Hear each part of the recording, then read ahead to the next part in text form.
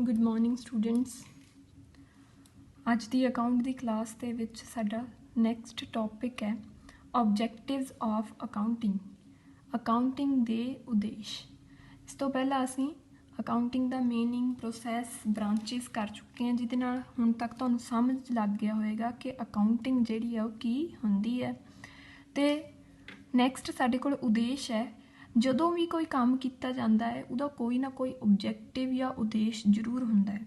ਜਿਵੇਂ ਅਸੀਂ ਪੜ੍ਹਾਈ ਕਰ ਰਹੇ ਹਾਂ, ਸਾਡਾ ਕੋਈ ਨਾ ਕੋਈ ਉਦੇਸ਼ ਹੈ ਕਿ ਅਸੀਂ ਪੜ੍ਹ ਕੇ ਜਿਹੜਾ ਹੈ ਉਹ ਜੋਬ ਲੈਣੀ ਹੈ। ਅਸੀਂ ਤੁਹਾਨੂੰ ਪੜ੍ਹਾ ਰਹੇ ਹਾਂ, ਸਾਡਾ ਵੀ ਉਦੇਸ਼ ਹੈ ਕਿ ਅਸੀਂ ਤੁਹਾਨੂੰ ਚੰਗੀ ਤਰ੍ਹਾਂ ਜਿਹੜਾ ਹੈ ਉਹ ਪੜ੍ਹਾਉਣਾ ਹੈ। ਸਾਡਾ ਜਿਹੜਾ ਪ੍ਰੋਫੈਸ਼ਨ ਹੈ ਉਹ ਟੀਚਿੰਗ ਹੈ। ਅਤੇ ਓਬਜੈਕਟਿਵ ਜਾਂ ਉਦੇਸ਼ ਜਿਹੜਾ ਹੈ ਉਦੋਂ ਹੀ ਸਥਾਪਿਤ ਹੁੰਦਾ ਹੈ ਜਦੋਂ ਅਸੀਂ ਕਿਸੇ ਕੰਮ ਨੂੰ ਕਰਨ ਦਾ ਨਿਸ਼ਚਾ ਕਰਦੇ ਹਾਂ। ਜਦੋਂ ਵੀ ਅਸੀਂ ਕਿਸੇ ਕੰਮ ਨੂੰ ਜਿਹੜਾ ਹੈ ਨਿਸ਼ਚਿਤ ਕਰ ਲੈਂਦੇ ਹਾਂ ਵੀ ਅਸੀਂ ਕੋਈ ਕੰਮ ਜਿਹੜਾ ਹੈ ਉਹ ਪਰਟੀਕੂਲਰ ਕੰਮ ਕਰਨਾ ਹੈ, ਦੈਨ ਸਾਡਾ ਉਦੇਸ਼ ਸਥਾਪਿਤ ਹੁੰਦਾ ਹੈ, ਓਬਜੈਕਟਿਵ ਸਥਾਪਿਤ ਹੁੰਦਾ ਹੈ। ਇੱਦਾਂ ਹੀ ਬਿਜ਼ਨਸ ਦੇ ਵਿੱਚ ਜਦੋਂ ਅਕਾਊਂਟਿੰਗ ਕੀਤੀ ਜਾਂਦੀ ਹੈ ਅਤੇ ਉਸ ਅਕਾਊਂਟਿੰਗ ਦਾ ਓਬਜੈਕਟਿਵ ਜਿਹੜਾ ਹੈ ਉਹਨੂੰ ਡਿਸਕਰਾਈਬ ਕੀਤਾ ਜਾਂਦਾ ਹੈ ਕਿ ਸਾਡਾ ਅਕਾਊਂਟਿੰਗ ਕਰਨ ਦਾ ਮੇਨ ਉਦੇਸ਼ ਕੀ ਹੈ, ਕਿਉਂ ਅਸੀਂ ਉਹ ਅਕਾਊਂਟਿੰਗ ਜਿਹੜੀ ਹੈ ਉਹ ਕਰਨੀ ਹੈ। ਦੇਖੋ, ਫਸਟ ਸਾਡੇ ਕੋਲ ਜਿਹੜਾ ਪੁਆਇੰਟ ਹੈ ਉਹ ਹੈ to maintain records of business. ਜਦੋਂ ਵੀ ਆਪਾਂ ਅਕਾਊਂਟਿੰਗ ਕਰਦੇ ਹਾਂ, ਅਕਾਊਂਟਿੰਗ ਦਾ ਮੇਨ ਉਦੇਸ਼, ਮੇਨ ਓਬਜੈਕਟਿਵ ਜਿਹੜਾ ਹੈ ਕੀ ਹੁੰਦਾ ਹੈ, maintain records of business. Business ਦੇ ਰਿਕਾਰਡਸ ਨੂੰ ਮੇਨਟੇਨ ਕਰਨਾ, ਬਣਾ ਕੇ ਰੱਖਣਾ, ਚੰਗੀ ਤਰ੍ਹਾਂ ਸਾਂਭ ਕੇ ਰੱਖਣਾ। ਰਿਕਾਰਡ ਜਿਹੜਾ ਹੈ ਉਹਨੂੰ ਸਿਸਟੇਮੈਟਿਕਲੀ ਰਿਕਾਰਡ ਕਰਨਾ, ਉਹ ਜਿਹੜਾ ਹੈ ਬਿਜ਼ਨਸ ਦਾ ਉਦੇਸ਼ ਹੁੰਦਾ ਹੈ, ਪਹਿਲਾ ਉਦੇਸ਼ ਹੁੰਦਾ ਹੈ। ਕਿਉਂਕਿ ਅਕਾਊਂਟਿੰਗ ਕੀਤੀ ਹੀ ਬਿਜ਼ਨਸ ਦੇ ਰਿਕਾਰਡ ਨੂੰ ਮੇਨਟੇਨ ਕਰਨ ਦੇ ਲਈ ਜਾਂਦੀ ਹੈ। ਨੈਕਸਟ ਹੈ ਸਾਡੇ ਕੋਲ calculation of profit and loss account. ਦੇਖੋ, ਜਿੱਥੇ ਬਿਜ਼ਨਸ ਹੈ ਉੱਥੇ ਪ੍ਰੋਫਿਟ ਵੀ ਹੈ ਅਤੇ ਲਾਸ ਵੀ ਹੈ। ਅਤੇ ਅਕਾਊਂਟਿੰਗ ਦਾ ਜਿਹੜਾ ਮੇਨ ਓਬਜੈਕਟਿਵ ਹੈ ਕਿ ਅਸੀਂ ਉਸ ਪ੍ਰੋਫਿਟ ਨੂੰ ਕੈਲਕੂਲੇਟ ਕਰਨਾ ਹੈ, ਉਸ ਲਾਸ ਨੂੰ ਕੈਲਕੂਲੇਟ ਕਰਨਾ ਹੈ। ਕੋਈ ਵੀ ਬਿਜ਼ਨਸ ਇਸ ਮੋਟਿਵ ਦੇ ਨਾਲ ਸ਼ੁਰੂ ਨਹੀਂ ਹੁੰਦਾ ਕਿ ਉਹਨੇ ਲਾਸ ਕਮਾਉਣਾ ਹੈ। ਹਮੇਸ਼ਾ ਹੀ ਉਹ ਪ੍ਰੋਫਿਟ ਦੇ ਮੋਟਿਵ ਦੇ ਨਾਲ ਜਿਹੜਾ ਹੈ ਉਹ ਕੰਮ ਕਰਦਾ ਹੈ। ਅਤੇ ਅਸੀਂ ਕੈਲਕੂਲੇਟ ਕਰਨਾ ਹੁੰਦਾ ਹੈ ਕਿ ਕੋਈ ਵੀ ਪਰਟੀਕੂਲਰ ਬਿਜ਼ਨਸ ਜਦੋਂ ਚੱਲ ਰਿਹਾ ਹੈ, ਅਸੀਂ ਉਹਦੀ ਅਕਾਊਂਟਿੰਗ ਕਰ ਰਹੇ ਹਾਂ ਤਾਂ ਕਿੰਨਾ ਬਿਜ਼ਨਸ ਨੂੰ ਪ੍ਰੋਫਿਟ ਹੋ ਰਿਹਾ ਹੈ ਅਤੇ ਕਿੰਨਾ ਬਿਜ਼ਨਸ ਨੂੰ ਲਾਸ ਹੋ ਰਿਹਾ ਹੈ। ਨੈਕਸਟ ਹੈ ਸਾਡੇ ਕੋਲ ਡਿਸਕਰਾਈਬ ਦੀ ਫਾਈਨੈਂਸ਼ੀਅਲ ਪੋਜੀਸ਼ਨ। ਹੁਣ ਦੇਖੋ, ਬਿਜ਼ਨਸ ਜਿਹੜਾ ਹੈ ਉਹ ਇੱਦਾਂ ਨਹੀਂ ਹੈ ਕਿ ਇੱਕ ਦਿਨ ਦੇ ਲਈ ਚੱਲਦਾ ਹੈ ਜਾਂ ਇੱਕ ਮਹੀਨੇ ਦੇ ਲਈ ਚੱਲਦਾ ਜਾਂ ਇੱਕ ਸਾਲ ਦੇ ਲਈ ਚੱਲਦਾ ਹੈ। ਬਿਜ਼ਨਸ ਜਿਹੜਾ ਹੈ ਔਨ ਗੋਇੰਗ ਪ੍ਰੋਸੈਸ ਹੈ, ਉਹ ਲੰਬੇ ਸਮੇਂ ਦੇ ਲਈ ਚੱਲਦਾ ਰਹਿੰਦਾ ਹੈ। ਅਤੇ ਜਦੋਂ ਵੀ ਅਸੀਂ ਬਿਜ਼ਨਸ ਨੂੰ ਲੰਬੇ ਸਮੇਂ ਦੇ ਲਈ ਕਰਦੇ ਹਾਂ ਤਾਂ ਸਾਡੇ ਲਈ ਉਸ ਬਿਜ਼ਨਸ ਦੀ ਫਾਈਨੈਂਸ਼ੀਅਲ ਪੋਜੀਸ਼ਨ ਨੂੰ ਜਾਣਨਾ ਜ਼ਰੂਰੀ ਹੁੰਦਾ ਹੈ, ਵਿੱਤੀ ਸਥਿਤੀ ਨੂੰ ਜਾਣਨਾ ਜ਼ਰੂਰੀ ਹੁੰਦਾ ਹੈ ਕਿ ਕਿੰਨਾ ਵਿੱਤ ਜਿਹੜਾ ਹੈ ਉਹ ਅਸੀਂ ਸਥਾਪਿਤ ਕੀਤਾ ਹੈ, ਕਿੱਥੇ ਸਾਡੀ ਜਿਹੜੀ ਪੋਜੀਸ਼ਨ ਹੈ ਉਹ ਬਿਜ਼ਨਸ ਦੀ ਪੁੱਜੀ ਹੈ। ਅਗਰ ਸਾਡੀ ਵਿੱਤੀ ਹਾਲਤ ਸਹੀ ਨਹੀਂ ਹੋਏਗੀ ਤਾਂ ਸਾਡਾ ਉਸ ਬਿਜ਼ਨਸ ਨੂੰ ਕਰਨ ਦਾ ਕੋਈ ਵੀ ਲਾਭ ਜਿਹੜਾ ਹੈ ਉਹ ਨਹੀਂ ਹੈ। ਅਗਰ ਵਿੱਤੀ ਪੋਜੀਸ਼ਨ ਜਿਹੜੀ ਹੈ, ਸਾਡੀ ਵਿੱਤੀ ਸਥਿਤੀ ਜਿਹੜੀ ਹੈ ਉਹ ਸਹੀ ਹੋਏਗੀ ਤਾਂ ਹੀ ਬਿਜ਼ਨਸ ਨੂੰ ਅੱਗੇ ਵਧਾਉਣ ਦਾ ਜਿਹੜਾ ਹੈ ਉਹ ਕੰਮ ਕੀਤਾ ਜਾਂਦਾ ਹੈ। ਫਾਈਨੈਂਸ਼ੀਅਲ ਪੋਜੀਸ਼ਨ ਜਿਹੜੀ ਹੈ ਉਹ ਦੇਖਣ ਦੇ ਲਈ ਅਸੀਂ ਅਕਾਊਂਟਿੰਗ ਦੇ ਵਿੱਚ ਜਿਹੜਾ ਹੈ ਉਹ ਅਕਾਊਂਟਿੰਗ ਦਾ ਯੂਜ਼ ਕਰਦੇ ਹਾਂ।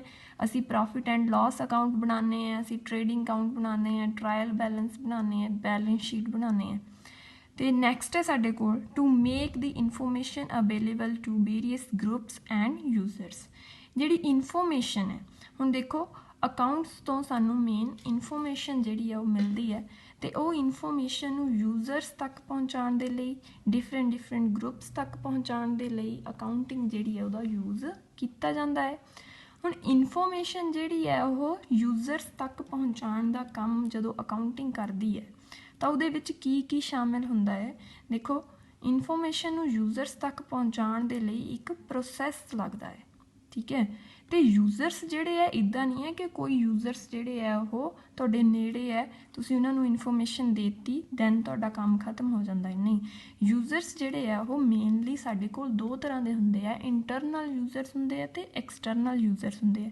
ਇੰਟਰਨਲ ਯੂਜ਼ਰਸ ਉਹ ਹੁੰਦੇ ਆ ਜੋ ਕਿ ਬਿਜ਼ਨਸ ਦੇ ਅਧੀਨ ਕੰਮ ਕਰਦੇ ਆ, ਬਿਜ਼ਨਸ ਦੇ ਅੰਡਰ ਹੁੰਦੇ ਆ ਅਤੇ ਉਹਨਾਂ ਨੂੰ ਇਨਫੋਰਮੇਸ਼ਨ ਦੀ ਜ਼ਰੂਰਤ ਹੁੰਦੀ ਹੈ ਕਿਉਂਕਿ ਉਹ ਬਿਜ਼ਨਸ ਦੇ ਨਾਲ ਉਹਨਾਂ ਦਾ ਡਾਇਰੈਕਟ ਰਿਲੇਸ਼ਨ ਹੁੰਦਾ ਹੈ।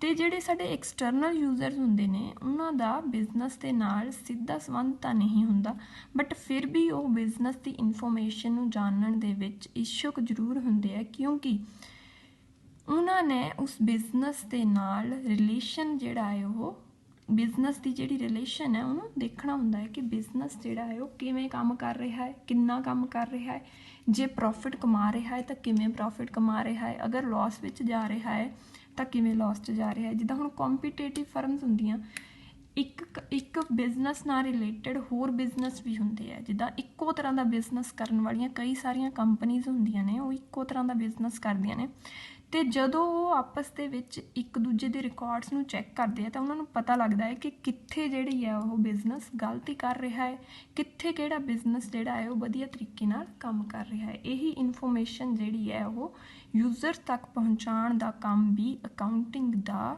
ਹੁੰਦਾ ਹੈ ਅਤੇ ਇਹ ਅਕਾਊਂਟਿੰਗ ਦਾ ਇੱਕ ਓਬਜੈਕਟਿਵ ਹੈ, ਉਦੇਸ਼ ਹੈ। ਇਹ ਮੇਨ ਸਾਡੇ ਕੋਲ 4 ਤਰ੍ਹਾਂ ਦੇ ਬਿਜ਼ਨਸ ਦੇ ਓਬਜੈਕਟਿਵਸ ਹੈ ਜੋ ਕਿ ਤੁਸੀਂ ਕਰਨੇ ਹੈ, ਕਾਪੀ ਦੇ ਉੱਤੇ ਨੋਟ ਕਰਨੇ ਹੈ। ਵੈਸੇ ਬਿਜ਼ਨਸ ਦੇ ਵਿੱਚ ਅਕਾਊਂਟਿੰਗ ਦੇ ਜਿਹੜੇ ਓਬਜੈਕਟਿਵਸ ਹੈ ਉਹ ਬਹੁਤ ਜ਼ਿਆਦਾ ਵਾਸਟ ਹੈ, ਬਟ ਤੁਸੀਂ ਜਿਹੜੇ ਹੈ ਉਹ ਇਹ ਮੇਨ ਓਬਜੈਕਟਿਵਸ ਜਿਹੜੇ ਹੈ ਇਹਨਾਂ ਨੂੰ ਯਾਦ ਕਰਨਾ ਹੈ, ਜਿਹਦੇ ਨਾਲ ਤੁਹਾਨੂੰ ਅਕਾਊਂਟਿੰਗ ਜਿਹੜੀ ਹੈ ਉਹ ਸਮਝ ਲੱਗਣੀ ਹੈ।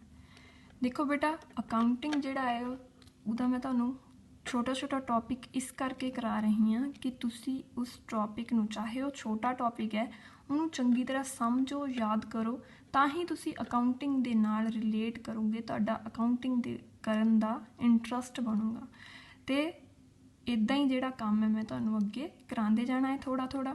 ਬਟ ਅਗਰ ਕਿਸੇ ਬੱਚੇ ਨੂੰ ਕਿਸੇ ਵੀ ਤਰ੍ਹਾਂ ਦੀ ਕੋਈ ਪ੍ਰੋਬਲਮ ਆਉਂਦੀ ਹੈ ਤਾਂ ਤੁਸੀਂ ਮੈਨੂੰ ਪੁੱਛ ਸਕਦੇ ਹੋ। ਕਿਸੇ ਪਰਟੀਕੂਲਰ ਪੁਆਇੰਟ ਦੇ ਵਿੱਚ ਤੁਹਾਨੂੰ ਸਮਝ ਨਹੀਂ ਲੱਗ ਰਿਹਾ, ਕੋਈ ਮੀਨਿੰਗ ਨਹੀਂ ਸਮਝ ਲੱਗ ਰਿਹਾ ਤਾਂ ਤੁਸੀਂ ਮੈਨੂੰ ਦੱਸ ਸਕਦੇ ਹੋ। Okay, thank you students.